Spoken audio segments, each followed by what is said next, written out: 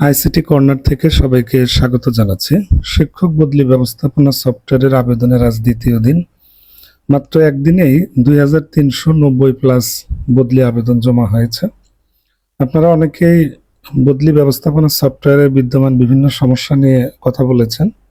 বিশেষ করে সমস্তরের যে জটিলতা, এই জটিলতার কারণে অনেক শিক্ষক তার নিজ উপজেলায় তার বিষয়ে পদ ফাঁকা থাকা সাপেক্ষে বদলি হতে পারছেন না।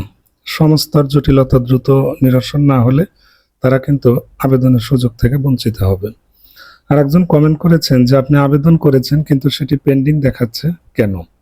আসলে আপনি যখন আবেদন করবেন সেটি প্রক্রিয়াধীন থাকবে, এটাই স্বাভাবিক, এবং আবেদনের পাশে অপেক্ষমান বা পেন্ডিং এরকম লেখা থাকবে। দুশ্চিন্তার কিছু নেই, এরকম থাকলে বুঝবেন আপনার আবেদনটি সম্পন্ন হয়েছে, অর্থাৎ অনলাইনে আপনার আবেদনের প্রক্রিয়াটি সম্পন্ন হয়েছে। এখন এই 27 তারিখের পর মাউসি যখন আপনার আবেদনগুলো যাচাই বাছাই করে সেগুলো অ্যাকসেপ্ট করবে বা অ্যাপ্রুভ করবে, তখন ওয়েটিং থাকবে না, তখন সেটা অ্যাপ্রুভড বা অনুমোদিত এরকম লেখা থাকবে।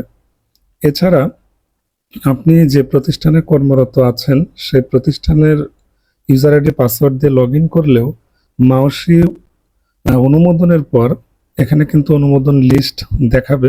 আপাতত এই অপশনটি নিষ্ক্রিয় আছে, কারণ 27 তারিখ পর্যন্ত আবেদন আছে। 27 তারিখের পর এই অপশনটি এনাবল হবে, তখন কিন্তু স্থানান্তরের জন্য অনুমোদন অপেক্ষমান বা ওয়েটিং লিস্ট শো করবে।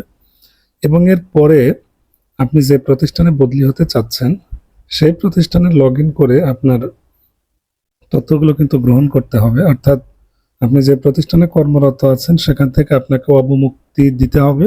তারপর আপনি যে প্রতিষ্ঠানে বদলি হয়েছেন সেখানে আপনার সেই নতুন কর্মস্থলে যোগদানের কাজটি কিন্তু সম্পন্ন করতে হবে।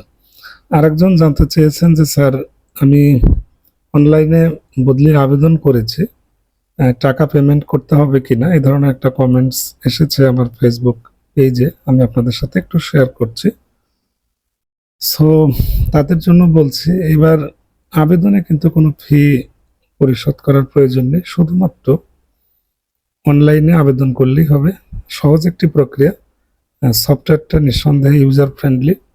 আপনি শুধুমাত্র 3টা প্রতিষ্ঠান চুজ করে সেগুলো 1, 2, 3 এভাবে আপনি সিরিয়াল করে দিবেন, প্রায়োরিটি করে দিবেন। এটা করলে কিন্তু আপনার কাজ শেষ, সেখানে কোনো ধরনের পেমেন্ট করার প্রয়োজন নেই। ঠিক আছে, যাই হোক, এটাই হচ্ছে বিষয়।